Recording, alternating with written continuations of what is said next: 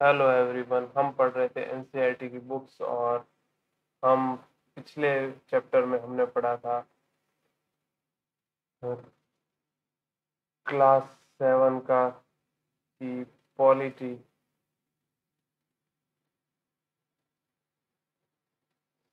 सामाजिक और राजनीतिक जीवन सेकंड उसका सेकंड चैप्टर, और इसमें है थर्ड चैप्टर जिसका नाम है राज्य शासन कैसे काम करता है। इसमें दिया गया जिम्मेदारी किसके नाम से कहानी जिसमें ये लड़की बोलती है, देख यहाँ के लिखा है कि अपने राज्य में पानी की कमी और बहुत से लोग बीमार पड़ रहे हैं। कई गांवों में लोग गंदला पानी पीते हुए पाए गए। नदी नाले और तालाब सूख गए हैं। बुरी तरह से प्रभावित इलाकों से गांव के लोग दूर दूर से पानी लेकर आ रहे हैं। पिछले वर्षों हमने ये चर्चा की थी कि शासन 3 स्तरों पर कार्य करता है: स्थानीय, राज्य और केंद्रीय। कुल विस्तार के साथ स्थानीय शासन के बारे में जाना था। इस अध्याय में हम ये जानेंगे कि राज्य स्तर पर शासन कैसे कार्य करता है, लोकतंत्र राज्य का शासन तरह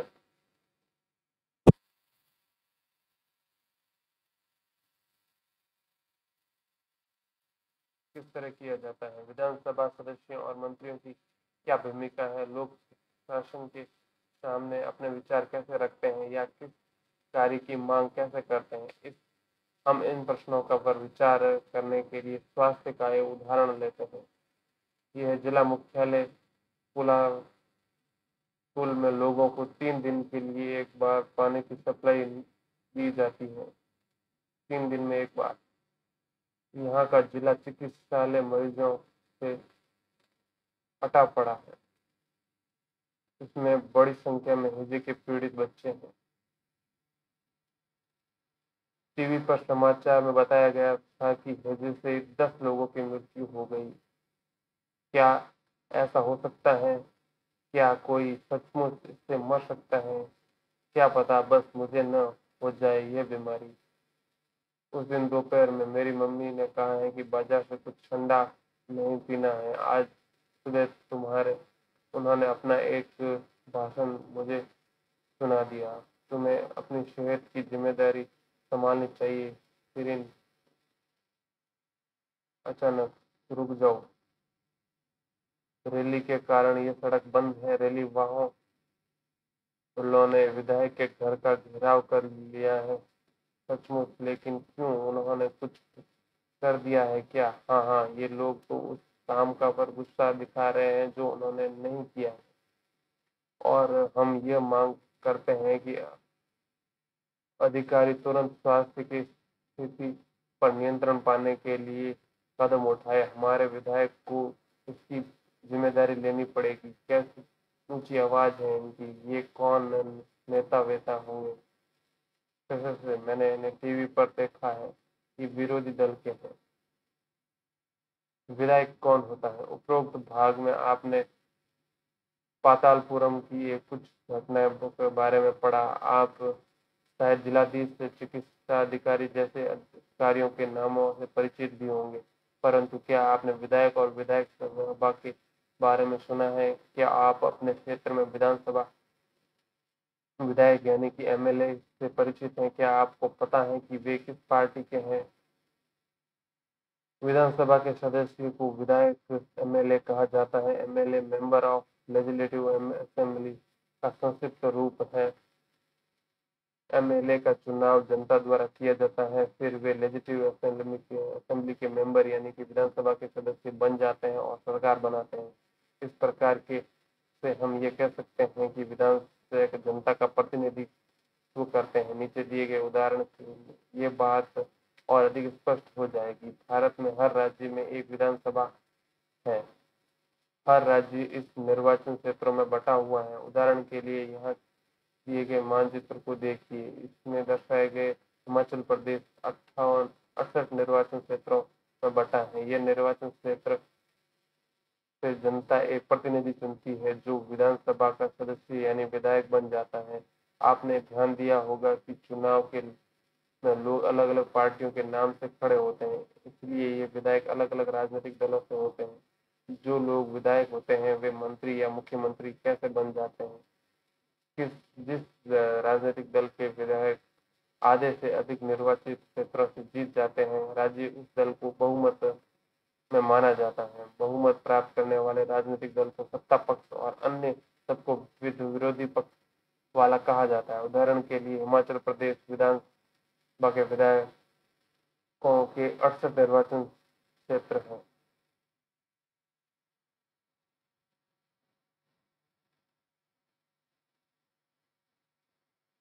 इसमें हिमाचल प्रदेश में 2017 में विधायकों विधानसभा में चुनाव के परिणाम। राजनीतिक दल बीजेपी के 44 ये है, कांग्रेस के 21 ये है, Marxist communist party of India इसमें 1 और निर्दलीय में हुए 2, तो टोटल हो गए 68।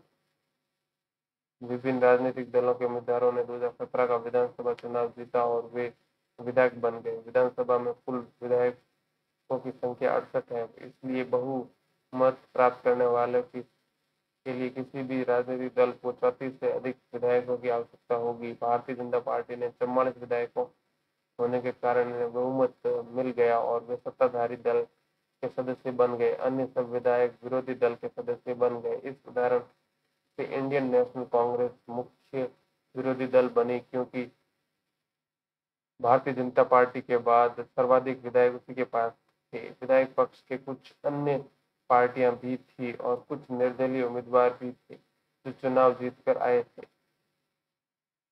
चुनाव के बाद सत्ताधारी दल के विधायक अपने नेता का चुनाव करते हैं जो मुख्यमंत्री बनता है। इस उदाहरण से भारतीय जनता पार्टी के विधायकों ने श्री जयराम ठाकुर को अपना नेता चुना और वे मुख्यमंत्री बन गए। इसके बाद मुख्यमंत्री मंत्रियों का चयन करते हैं। चुनाव के बाद राज्य का राज्यपाल मुख्यमंत्री और अन्य मंत्रियों की नियुक्ति करता है।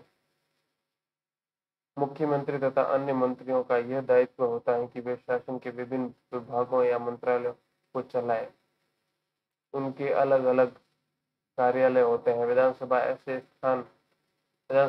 स्थान होता है जहाँ सभी विधायक, चाहे वे सत्ताधारी दल के हों या विरोधी दल के, विभिन्न विषयों पर चर्चा करने के लिए एकत्रित होते हैं। इस तरह कुछ विधायकों की दोहरी जिम्मेदारी होती है, एक विधायक के रूप में और दूसरी मंत्री के रूप में। इसके बारे में हम आगे पढ़ेंगे। विधानसभा में एक बहस।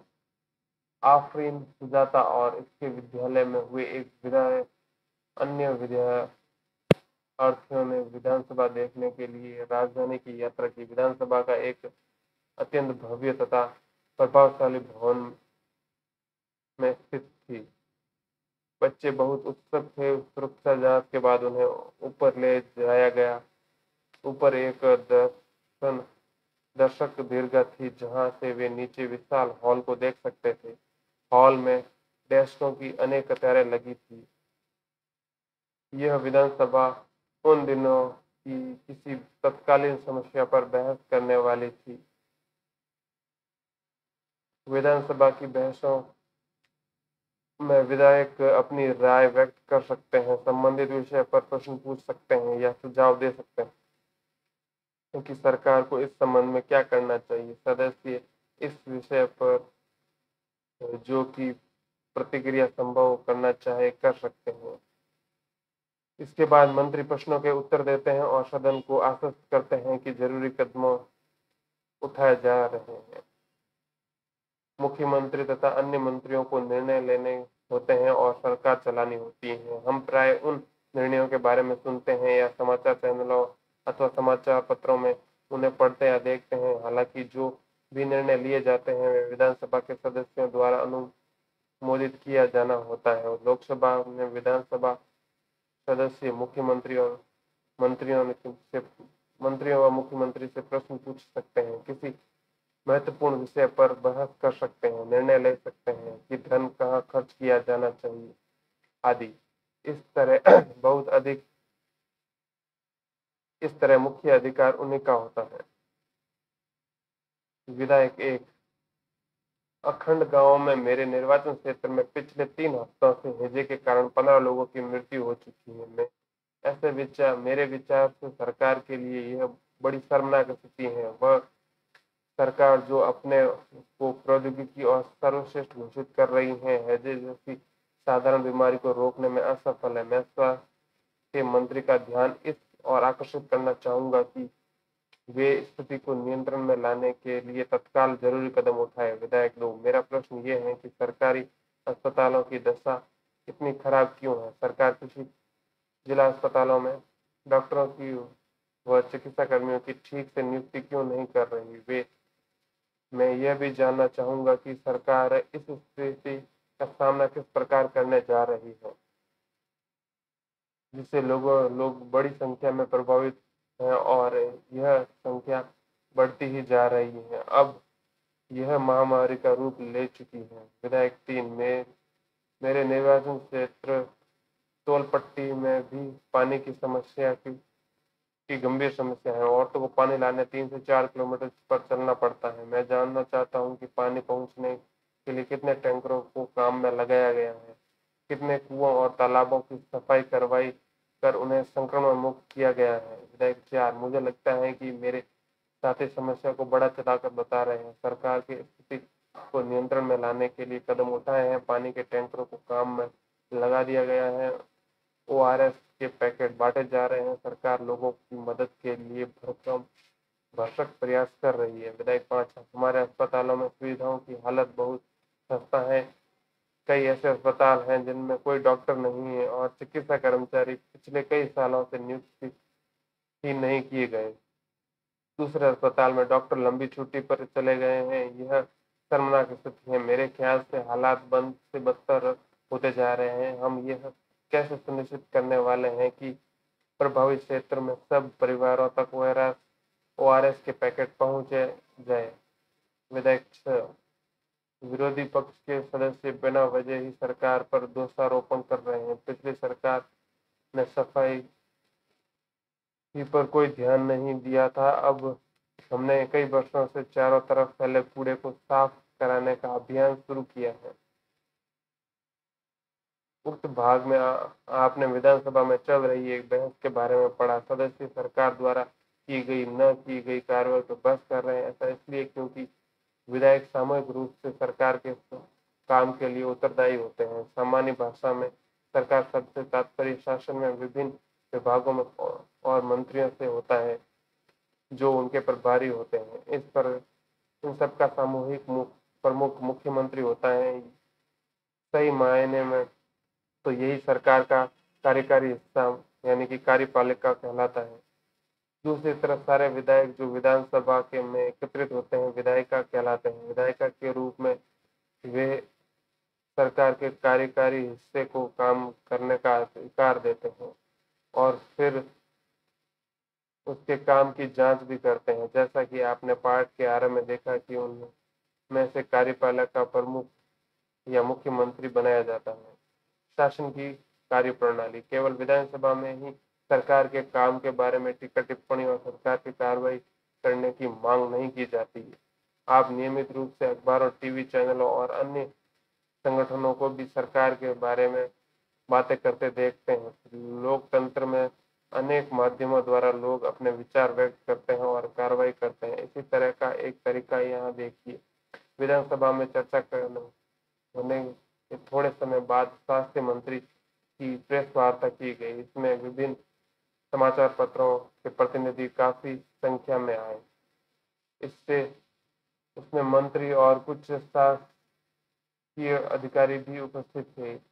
मंत्री ने सरकार द्वारा उठाए गए कदमों के बारे में बताया। इन प्रेस वार्ता में अखबारों और संवाददाताओं ने अनेक प्रश्न पूछे। इन चर्चाओं की रिपोर्ट विभिन्न समाचार पत्रों में प्रकाशित हुई। अगले पृष्ठ पर ऐसी कोई एक रिपोर्ट दी गई है। अगले सप्ताह मुख्यमंत्री और स्वास्थ्य मंत्री पातालपुरम जिले के दौरे पर गए। उन्होंने उन परिवारों से भेंट की जिनमें रिश्तेदारों की मृत्यु हो गई है। वे अस्वस्थ लोगों को देखने अस्पताल भी गए। सरकार ने इन परिवारों के लिए मुआवजा राशि की घोषणा की। मुख्यमंत्री ने कहा कि उनके विचार से समस्या केवल सफाई की नहीं है वरन पीने के पानी की कमी की भी है। उन्होंने कहा कि एक उच्च स्तरीय जांच समिति गठित की जाएगी जो सफाई सुविधाओं के लिए जिले की जरूरत के बारे में विचार करेगी और लोक निर्माण मंत्री को दिशा निर्देश देगी ताकि वे क्षेत्र में पानी की उचित व्यवस्था कर सकें। ये है सरकार के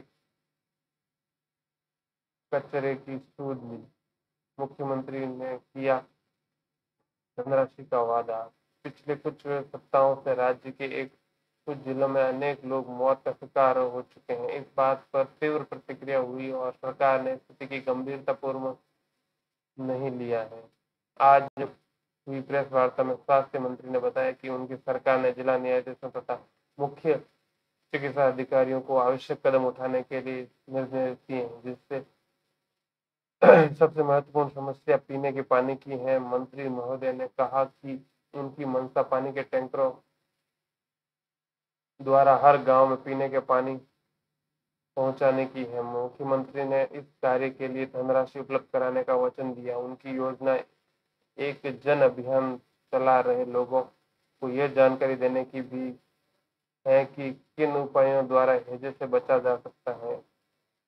जब हम एक पत्रकार ने उनसे पूछा कि महीनों से जमा कचरे को जल्दी हटाने के लिए क्या किया जा रहा है, तो उन्होंने कहा कि वे इस बारे में देखेंगे।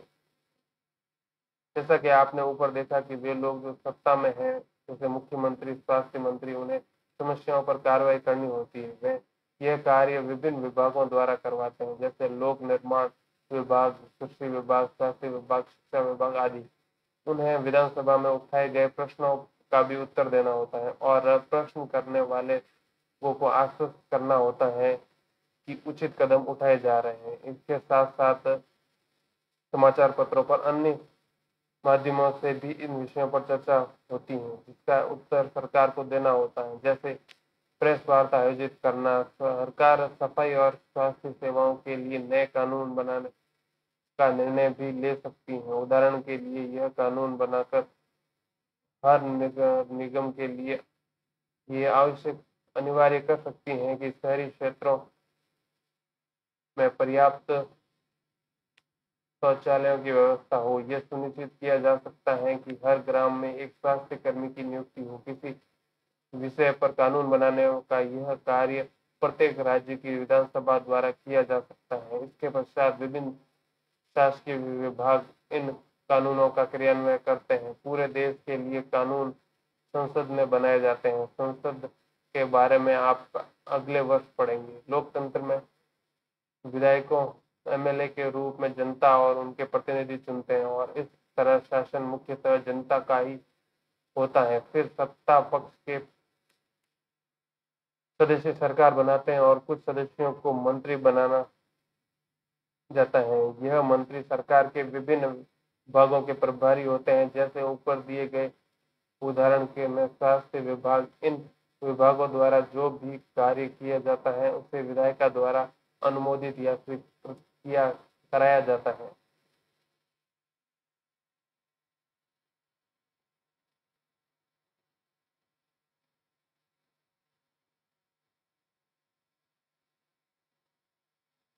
वॉलपेपर की परियोजना। वॉलपेपर एक मजेदार गतिविधि है जिसके माध्यम से रुचि के किसी विषय का शोध किया जाता है। यहाँ जो तस्वीरें गई हैं वे कक्षा के वॉलपेपर बनाने के लिए विभिन्न पहलुओं को प्रस्तुत करती है।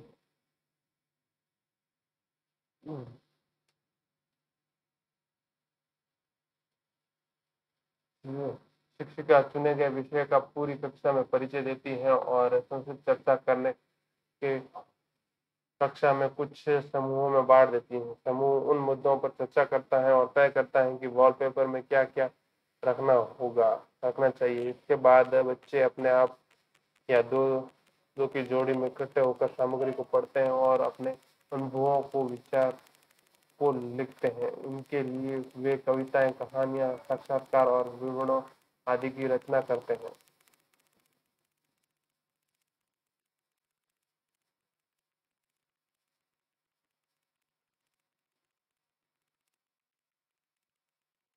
इसी के साथ ये चैप्टर होता है खत्म।